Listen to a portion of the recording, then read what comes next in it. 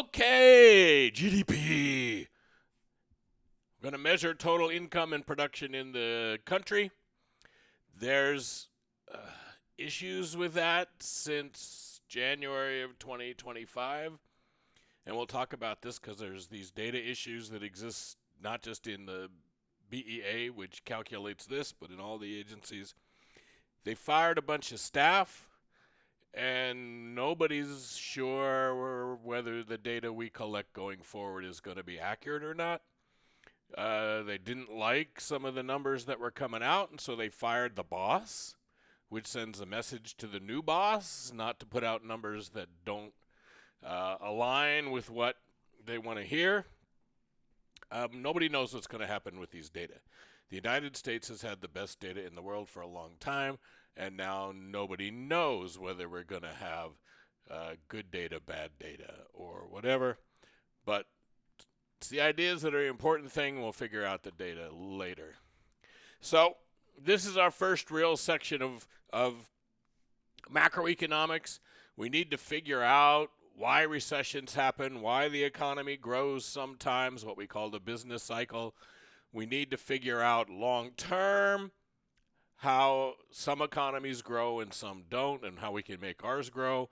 We need to figure out why we have problems with unemployment, and we need to figure out why we have problems with inflation. So this is the first step in solving all those things. All right, so what is GDP? Gross Domestic Product.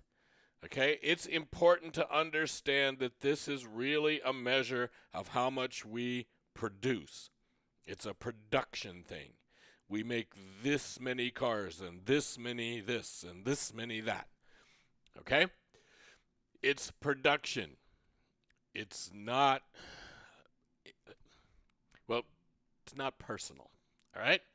So what is the definition of GDP? GDP is the market value of all final goods and services produced in a country during a period of time. GDP is the market value of all final goods and services produced in a country during a period of time. GDP is the market of all final goods and services produced in a country during a period of time. GDP is the market value of all final goods and services produced in a country during a period of time. GDP is the market value of all final goods and services produced in a country during a period of time.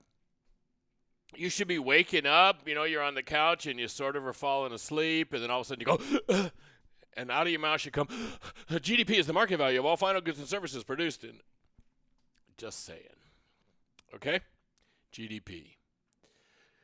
Now, what do all these things mean? Well, let's start with market value. Most of the data from GDP that we know that we put into GDP is going to come to us through tax returns filed by businesses. So we're going to find out what businesses did through their tax returns, and that's how this is going to happen. All right? Which means what? Which means we're looking at things that were bought and sold in the market. Okay? There had to be a price attached to it. Somebody had to pay money for it. And we're really tracking that money that gets matched to the production. So we're not actually adding up that General Motors made 2 million cars. We're adding up that General Motors got $10 billion from 2 million cars, or whatever that number is, all right? It's how much money we're going to attach to the things that we make, which means to count in GDP, things have prices, and they have to go through markets, all right? So if there's a trade, we say, look, we're going to trade, an example, when Russia was communist, when they were the USSR, they were difficult to trade with because the rubles didn't go into the marketplace. So they wanted to open up some trade, and we would send ships full of Pepsi over to Russia, and they would empty the Pepsi off those ships, and they would fill those ships up with vodka and send it back to the United States. Okay? That transaction's not going to show up in GDP because nobody paid for anything. We sent the ship over full, they sent it back full. There was a trade. Okay? If you own a jet ski and you trade it for a camper van, nothing shows up in GDP. All right? No trades. Number 2, nothing illegal is going to show up. All right? Mexican drug cartels are not filing U.S. income tax returns on the profits they make and send back to Mexico. Right? Your average guy who's selling illegal whatever, out of the back of his car or in the back of a nightclub or whatever, those people are not filing that stuff on tax returns. It's illegal. They're not filing tax returns. Okay? Those two things are kind of what we call the underground economy. So every country has an underground economy, and some people have said it's, maybe even 10% of what happens in the U.S. is part of our underground economy, and that means we're not measuring really all the economic activity. We're measuring the production that goes through standard markets, but we're missing a lot of stuff, which is true economic activity. We're just not counting it. Okay? So remember, to be in GDP, you have to be in the market value, and that's a drug running sub there that they caught. Drug running boat. Anyway, final. Now this is complexical. Sort of. What does final goods mean? Well, let's think about this. I want to build a car. So part of building that car is we have to get iron ore and bauxite out of the ground. We turn that iron ore into steel. We turn the bauxite into aluminum. Then we take the steel and aluminum and we make a car bumper out of it. And then we take that car bumper and we put it on a car and we sell the car. What would happen if we counted each part? So if we count the iron ore, and then we count the steel production, and then we count the bumper, then we count the car. When we count the steel, we already counted the iron ore that's in it. So if we just count the steel, we're counting that iron ore twice. We're counting it as iron ore, and then we're counting it again as part of the steel. Then we put the steel in the bumper, and we count the bumper. Well, the bumper's got the steel in it, and it's got the iron ore in it. We're counting the iron ore three times. We're counting the steel 2 times. All right, so we don't want to do this. We do something called value added. And what we're going to do is start with that iron ore, and it gets put into the steel. When we count the steel, we're going to take the iron ore out of it, so we only count the iron ore once. Then when we get the bumper, we get the value of the bumper, we're going to pull the steel out of that and say the bumper is worth this much more than the steel was, and then the car is worth this much more than the bumper. Okay? Now, where this gets interesting, of course, is let's suppose that we finish the bumper here in 2025. We finish the bumper around the end of the year. Okay? Bumper's done. But it doesn't go into a car till 2026. So the bumper is sitting somewhere in a factory at the end of 2025, and the car it puts in is sold in 2026. Well, now we have an issue, because what we want to do is be able to say GDP in 2025 was X. So what counts in 2025? Well, the bumper's done. It's in its final form as a bumper in 2025. We're going to count that bumper in 2025 GDP. Okay? But now let's wait until the end of 2026. Well, I sold the car, but I already counted the bumper. So the car in 2026 is going to get added into GDP minus the value of the bumper that I already counted in 2025. Okay? Everything is going to get counted one time, and it's going to get counted one time in its final form in a year. So it's going to get counted one time. It's important to remember. Everything goes into GDP once. Nothing ever goes into GDP twice. Everything's in GDP one time. Okay? One time. We got that? All right. Now, What that means, for example, and we'll talk about this more in a second, is if I buy a used car, the car already counted in GDP. So if I buy a 1965 Chevy Impala, which I would never buy, but if I was going to buy one of those, it already counted in GDP. So me buying it now doesn't mean anything. Okay? So, again, does it matter where it was made? Well, maybe. If that bumper was made in Mexico and it's still sitting in Mexico in 2025 and it's brought into the U.S. to get put in the car in 2026, that makes a difference in there too, right, in the calculating. So, again, this is called the value-added approach, and that means we count everything one time when it's in its final form, okay, in that year. So, again, current production. It's only current production. It's given time. So let's think about this now. I go to a used car lot and I buy a previously owned vehicle. Well, that vehicle counted in GDP in its original year. It no longer is going to add value into GDP.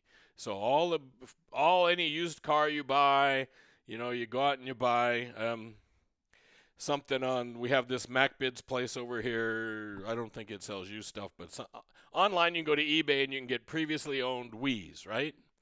I don't know if you want to buy a Wii, but you buy a previously owned E on eBay. Wii. You buy a previously owned Wii on eBay. Well, that Wii counted in the year that it was made. The fact that you bought it now doesn't affect GDP at all. It's not going to show up in GDP. Okay? Because it already showed up once. On the other hand, you take your used car and you take it down to one of these shops and they turn it into some beautiful thing, repaint it, reupholster it, change the shocks, change the sound system. All the new stuff you did to that car is going to show up in GDP. Okay? The fact that you turned that car into something else and you spent all this money making it different, all of that money is new and it will show up in GDP. So this calculating is not easy. It's a complex process. And again, as we have fewer and fewer and fewer people who can work on that for us, the reliability of this information is going to go down. All right, so GDP is built around a concept that we call the circular flow.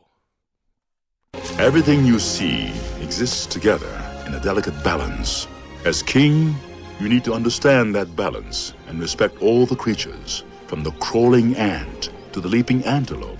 But Dad, don't we eat the antelope? Yes, Simba, but let me explain. When we die, our bodies become the grass, and the antelope eat the grass. And so, we are all connected in the great circle of life. Good morning. All right. Somebody says to you, hey, you took econ class. How does the economy work? And you say to them, the antelope eat the grass. The lions eat the antelopes. The lions die, fertilize the grass. The grass grows. The antelopes eat the grass. The lions eat the antelopes. This goes on. And the Pride Lands is beautiful, beautifully grown. Everything's wonderful. Then some hyenas show up, and they eat too many of the antelopes. The lions starve. We can't fertilize the grass. The antelope that are left leave because there's no grass for them, and the Pride Land dies. Simba has to come along, get rid of his uncle, get the antelopes to come back, get the grass to grow, and now we can make the Pride Lands all beautiful again. Okay? The best movie that describes the economy is The Lion King. And not the stupid remake, but the real Lion King. Okay? All right, now, let's put this now into better terms. Put this into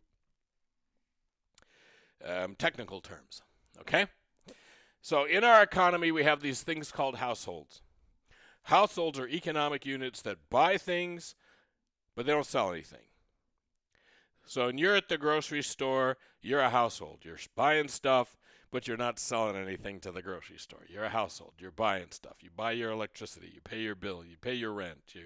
Right? You're a household. If you have a roommate and, you buy the milk and your roommate drinks it, you're a household, the two of you together. Okay? You're an economic unit, but you buy and don't sell. Okay? A firm, a business, is an economic unit that buys things with the intention of selling them. Okay? So it doesn't have to be a private firm. The university is a firm in this definition, right? The university buys my services and says, teach econ. And I go, yes, sir. And I go off and I teach econ. I have sold myself to the university, and we'll talk about what that means here in a second. The university bought me and sold you my econ lectures. Isn't that exciting? So General Motors buys all these parts. They put a car together. They sell you the car. It's a firm. It buys things with the intent of selling them. Okay? So what happens? The households buy stuff from the firm. We call that consumption. They're consuming. They're consumers. Right? Consumers buy stuff. You always hear, if you watch the news, and you probably don't, you're probably watching TikTok to try to get your news, which means you don't really get any news, or you only get warped news. But consumers from the households buy things from the firm. This is called consumption. They're consuming. Okay? The firm is going to send money back to the household. Now, how is it going to do that? Well, again, when I sold UNLV my ability so that they could sell you econ lectures, they paid me. So I became a factor of production. Okay? Factors of production, land and labor and capital, right? We already talked about those, the factors of production. So I'm a factor of production, and I get factor payments. So I get factor payments, right? I get paid for my work. I turn around then, and as a household, I go to the grocery store and I buy stuff. Okay? Pretty exciting? So it's a big circle, and it's going to get way more complex than this. But the simple version of that circle is households consume by buying things from firms. Firms pay the resources that they use to make those. Okay? So the money's going around and around. The household spends the money to the firm gives money back to the households, to the resource owners, and then to the households. The households spend money at the firm. That money goes back through as a factor payment back into the households. The antelope eat the grass. The lions eat the antelope. The lions die, fertilize the grass. The grass grows. The antelopes eat the grass. The lions eat. You with me? It's this flow. The money's going around this flow. It's flowing. Money be flowing. Now, in addition to that, the households can decide not to spend money. We have a definition of not spending money, which is saving. Saving is income that is not consumed. Okay?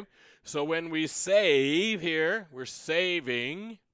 Money goes into the financial system. Okay? When you buy a share of stock, you say, I'm investing in General Motors. No, you're not. Somebody else bought that stock from General Motors, and the money went to General Motors. You're buying that stock in the stock market. You're saving. You're just taking income and not consuming it, and you're saving it. So the savings comes out of the household. It's going to flow into the financial system, and businesses, people are going to borrow it too, but businesses are going to borrow it to help them. Okay?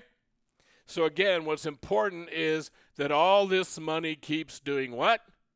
It keeps flowing. The money never stops somewhere. It never gets jammed up. It's going from the household to the firm to the resource owners, back to the household. It's going from the household into the financial system, back into the firm. Okay? Businesses do something which is investment. And remember what investment is. Investment is buying capital goods. Investment is buying factories and machines and computers and, right? Desks. UNLV goes out and buys new desks for a classroom. That's investment. All right? Investment is also inventories. Okay? So we take inventory. Even though when I'm Del Monte, right? I'm General Motors. I saw these tariffs coming. So what might I do? Well, I go out and I buy a whole bunch of stuff ahead of time, way more stuff than I can sell. So I've got all this extra stuff in the business. We have to decide how we're going to count all that extra stuff that we just accumulated. And we're going to count it as investment. So this inventory goes into investment. So the first quarter of 2025, there's this huge increase in investment because all these businesses are going out to try to avoid the tariffs, and they're buying a bunch of stuff and building inventories. In the second quarter, they don't have to buy stuff because they've already got the inventory, right? And so we're going to see investment change. We're going to see imports change. We're going to see because people tried to avoid the tariffs. So they're making all these changes in what they're doing to try to avoid the tariffs.